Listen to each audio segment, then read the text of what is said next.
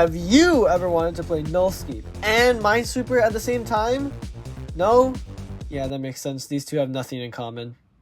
RogueSweeper is a game made by SawGamer225. It's Nullscape, but instead of the rounds being about parkour and quickly gauging your surroundings, you just play Minesweeper.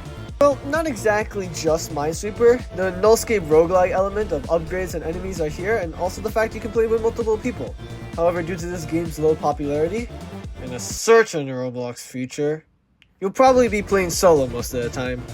Alright, I think that's enough background info. Time for the actual guide. If you know Minesweeper and a bit of Roblox movement, you're good to start playing this.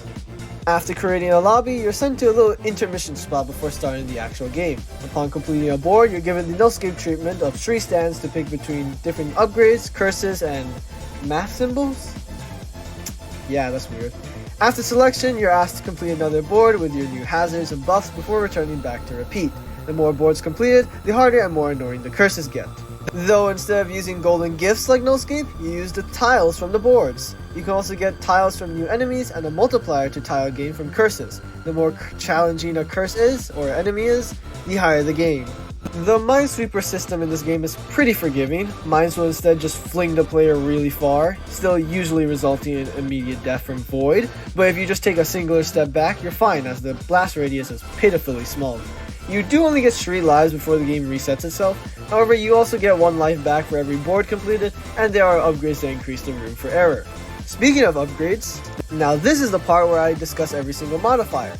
Luckily this game is relatively new, so there isn't much to discuss. Now I don't know every single modifier you could get. When I got to board 15 the game just stopped working, so I presume that's the ending. If there are some I didn't mention, leave it in the comments. People usually go check those during the video anyways. Let's start off with the most interesting modifiers, the math numbers, or the enemies. -1 is the least dangerous enemy in the game, also providing the least amount of tiles, just 100 when selected. All it does is slowly float towards the player at a laughably slow speed. If you somehow touch negative, you will have to manually leave, as the game does not count -1 as a kill. Probably as a punishment for somehow dying to the easiest enemy in the game. Don't pick this guy, not because he's hard, just because he gives no reward. Square root 2 is also very unthreatening. Your movement speed is easily enough to outrun him, and his hitbox is incredibly small. It doesn't even insta-kill. I wouldn't pick it either since it gives no tiles either. Pi is very easy to dodge too, firing a spray of 3 to 10 micro bullets or 1 big shot every couple seconds. It doesn't even have contact damage. I suggest picking this as it's easy to dodge and gives you a solid amount of tiles. After this point, the enemies actually start getting challenging. Imaginary is just annoying to play against. He's the null of this game, moving slowly and being completely invisible till it's right next to the player, instant killing on contact. The annoying part of Imaginary comes from the jump scares. It plays a loud screech and flashes a random smiley face on the user's screen for a split second, being quite the annoyance while sweeping. Although you can't see it, you're gonna still be paranoid while it's active. 450 tiles seems enticing, but trust me, it isn't worth the annoyance. 9 is the first actual threat you'll face, so I hope you got at least 1 speed buff, charging at the player when far and spewing out loads of mines with insane AoE when near. Instant killing on contact and when its mines explode. Also, if the nearest player is very far, it can relocate at a different spot closer to the nearest player. You can just barely outrun it with no speed buffs, so you'll need at least speed shoes to go toe to toe with it. And if it erupts, quickly run to the direction with the least amount of mines present. Also keep track of the tiles you're standing on. You don't want to lose a life because of this. If you can deal with its rapid speeds, then you're rewarded 1,000 tiles. But use that on speed immediately. Now I've only encountered 10 once, so take my advice with a grain of salt. 10 spawns these beacons around the board that you have to destroy in 10 seconds, or else you have to use up one of your chances. Lose all 3, and well, I've never actually died to 10, but I presume what will happen is a catastrophically big explosion because 10 is literally just a naval mine. 10 is easier to deal with in multiplayer, as the ground you cover with max mobility on solo is just not enough to cover the whole board, especially past board 12. 10 does give 4,000 tiles on selection, so after one grueling round with 10, you should be able to purchase the necessary upgrades to lessen his impact on the board. Though I do question what the 100 achievement would feel like. As a completionist, I'm very scared. Now it's time for the curses of this game. Most of these just affect the board, nothing about the enemies are changed sadly. Well, except one, but I'll get to that later. Fragile really only affects 2 enemies, which is pi and square root 2. Those enemies are not a problem at all. But it has the lowest tile multiplier, so I picked others just for more tiles. More mines does add a noticeable increase in mines. This is really bad because your starting position could literally be surrounded by mines, making you have to guess more than usual. Unless you have an ESP, this really isn't worth the 1.5 times multiplier. Hold off getting this till you get rigged flags. Speaking of rigged tiles is just so free. The rigged tiles make a loud interconnectical ballistic missile sound before detonating 2 whole seconds later. Just keep moving and you'll be fine. Nuclear fission just makes it so mines just straight up insta-kill you. You can still just outrun the explosion though, so it's the most free 2 times multiplier in the game. Nightfall is alright. It doesn't obscure that much of your vision, though I do wonder how annoying you'll feel on bigger boards. It also makes enemies like 9 and Imaginary much scarier to face as you can't see where they're coming from. Once you get Tile ESP, Nightfall turns into a free 2 times multiplier, though it does suck for background footage, so I didn't pick it that much. Pattern recognition is easy, till you get to board 5 or above, then it turns into a nightmare, as the lighting of those boards can really screw with the colors of the tiles. 1 and 4 look almost identical with red lighting. If you got really good color eyesight, then go ahead, be my guest. Crumbling board sounds worse than it actually is. Destroying all 0 tiles does remove a lot of the board, but you can make 1 tile jumps with 1 of any mobility modifier. And by the time you get the option to pick it, you should have a few extra jumps to skip over the gaps. It's not a free multiplier, but it is manageable. Obscure tiles is kinda an instant loss if you don't have rigged flags or mine ESP. You really need to test your memory if you don't have those. Though once you're done getting mine ESP as a free 2.5 times multiplier, heavily suggest not getting it till then. Optimized Beacons is the only available enemy modifier, making 10's beacons count down faster. I haven't personally used the modifier, so I don't know the amount of time decreased, but in larger boards where you already have almost no time catching up to beacons with 2 players, yeah, this curse is locked to 4 players or above.